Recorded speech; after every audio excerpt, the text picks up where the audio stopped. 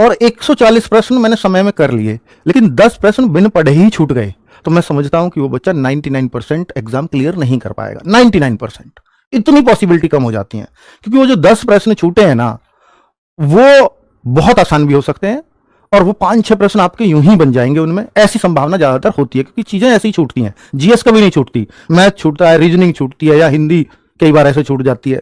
तो भाई बिन पढ़े अगर चीजें छूट रही है ना, तो वो नुकसान करेंगी, ये ध्यान रखना, क्योंकि आपके लिए पेपर 140 में से रह गया, बाकी के लिए 150 में से है। तो 140 में से 130 करना, 125 करना, और एक 150 में से 130 करना, 125 करना ज्यादा आसान है। दोनों में कितना फर्क है ना।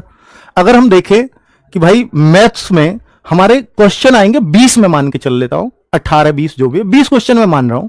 इन 20 क्वेश्चन के लिए क्या आइडियल समय देना चाहिए, आप बताएं, क्या आइडियल समय होना चाहिए? पता है मेरी सुनोगे आप, तो मेरे हिसाब से इस 20 क्वेश्चंस के लिए आप 25 मिनट भी ठीक है और 30 मिनट भी आप जा सकते हो। आपको सर मेरा मैथ्स ही कमजोर है, तो अगर आप 30 मिनट भी दे रहे हो तो कोई दिक्कत वाली बात नहीं है।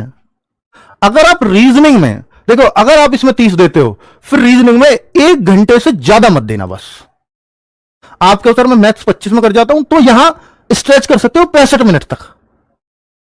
अब आप कहो सर जीएस में फिर कितना समय देना चाहिए, हिंदी में कितना समय देना चाहिए? दोनों बच्चों ये 37-38 क्वेश्चन किए हैं, ये 37 और ये 38। हिंदी और जीएस अगर आपको बोलूं तो यहां 12 और 13 मिनट काफी होते हैं दोनों के लिए। मैं जीएस को हमेशा ये बोलूंगा कि आप 12 मिनट में करें, और हिंदी थोड़ा ज्यादा क्वेश्चंस करते हो, एक एक क्वेश्चन थोड़ा सा सावधानी से पढ़ना पड़ता है। जीएस में हम ये मानते हैं कि 20, 22, 25 क्वेश्चन हमारे लिए पर्याप्त होते हैं, इसलिए उसमें थोड़ा कम समय देंगे हम हिंदी से। तो यहां मैं 13 मिनट की बात करूंगा। आपको सर ओएमआर भी भरना है, ये तो ऑनलाइन के हिसाब से आपने बता दिया। तो अगर आप कुछ कम करना चाहते हो तो यहां आप 27 मिनट 28 मिनट कर सकते हो।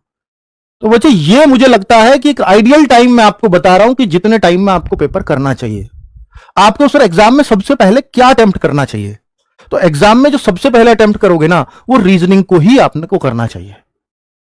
क्यों सर?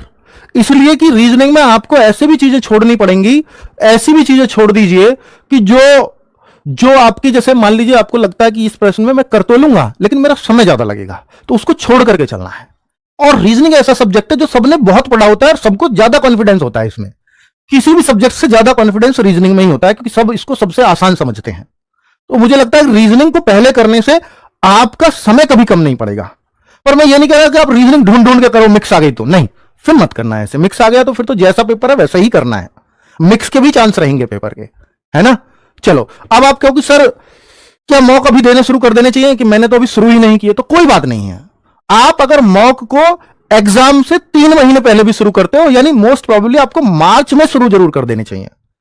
आप करीब करीब 40-50 मॉक जरूर दे करके जाना, क्योंकि आपकी टक्कर उनसे है जो 100 मॉक दे रहे हैं।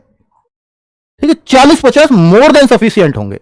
मॉक आपकी प्रैक्टिस को मजबूत करता है, और एग्जाम में मार्क्स प्रैक्टिस से आते हैं। हर कोई यही कहेगा आपसे कि प्रैक्टिस कम की होगी, तो प्रैक्टिस का सबसे अच्छा माध्यम होता है मॉक। आप रोज भी एक मॉक करोगे, लेकिन लास्ट के 1 महीने में करना, अभी नहीं। अभी रोज मॉक करने की आवश्यकता आपको नहीं है। अभी हफ्ते में 1-2 चल रहा है तो बहुत है, बहुत ही है।